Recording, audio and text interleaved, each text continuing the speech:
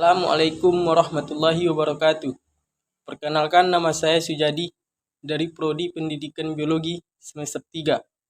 Di sini saya akan menjelaskan tentang materi tugas saya, yaitu mengenai RPP ataupun Rencana Pelaksanaan Pembelajaran.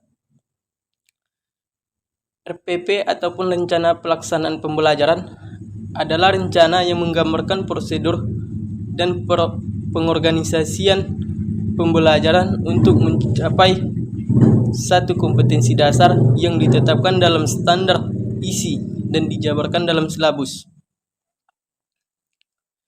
RPP merupakan persiapan yang harus dilakukan guru sebelum mengajar.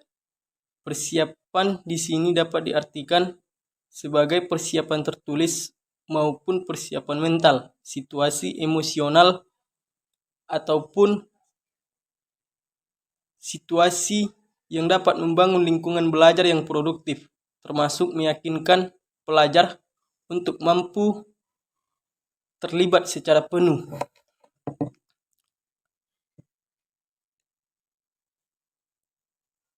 Selanjutnya, komponen-komponen RPP ataupun Rencana Pelaksanaan Pembelajaran.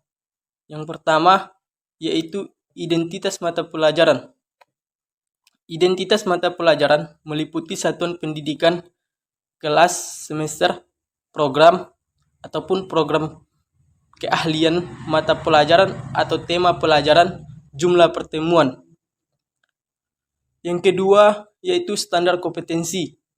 Standar kompetensi merupakan kualifikasi kemampuan minimal peserta didik yang menggambarkan penguasaan pengetahuan sikap dan keterampilan yang diharapkan dicapai pada setiap kelas ataupun pada setiap semester pada tahun mata pelajaran. Yang ketiga, kompetensi dasar, yaitu kompetensi dasar adalah jumlah kemampuan yang harus dikuasai peserta didik dalam mata pelajaran rujukan penyusunan indikator tertentu sebagai rujukan kompetensi dalam suatu pelajaran. Yang keempat, indikator pencapaian kompetensi. Indikator kompetensi adalah perilaku yang dapat diukur atau diobservasi untuk menunjukkan ketercapaian kompetensi dasar tertentu yang menjadi acuan penilaian mata pelajaran.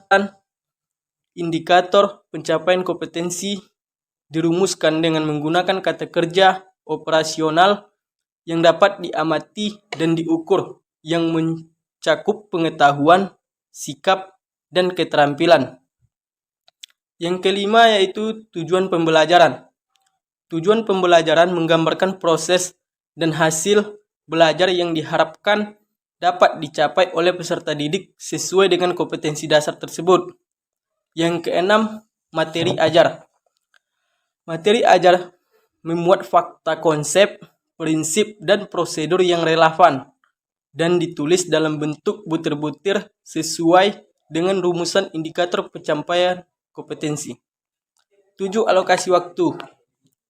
Di mana alokasi waktu itu ditentukan sesuai dengan keperluan untuk pencapaian KD dan beban belajar.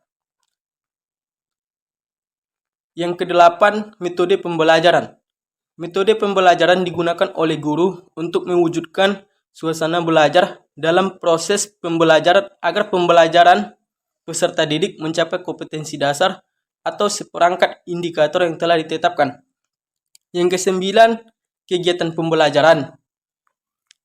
Kegiatan pembelajaran meliputi pertama yaitu pendahuluan.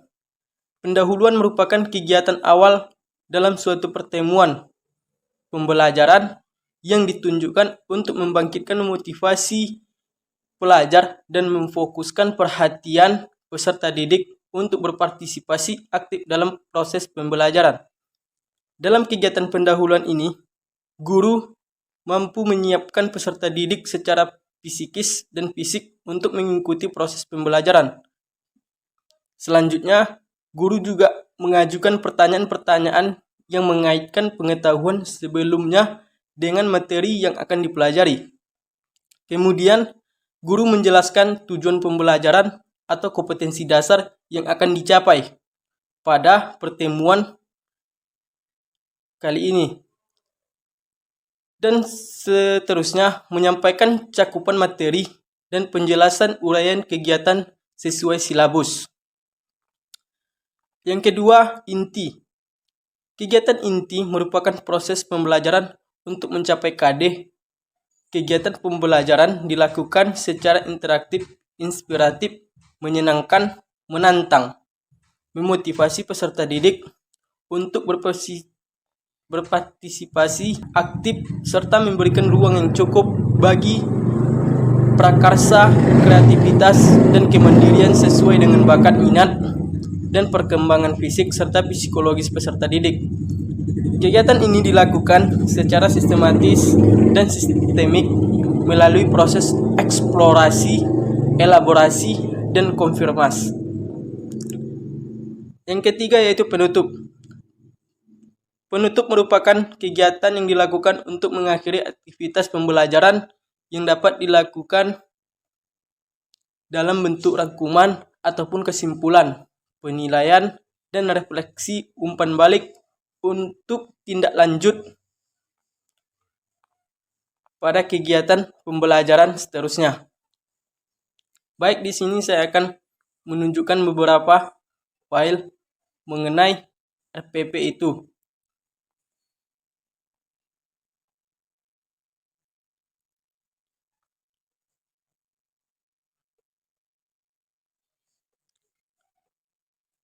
Baik, demikian saja yang bisa saya sampaikan mengenai RPP ataupun rencana pelaksanaan pembelajaran. Semoga apa yang saya sampaikan dapat bermanfaat bagi kita semua dan juga dapat memotivasi kita untuk lebih aktif dan lebih berperan lagi dalam suatu pembelajaran. Demikian saya akhiri dengan billahi fisabilil haq fastabiqul khairat. Assalamualaikum warahmatullahi wabarakatuh.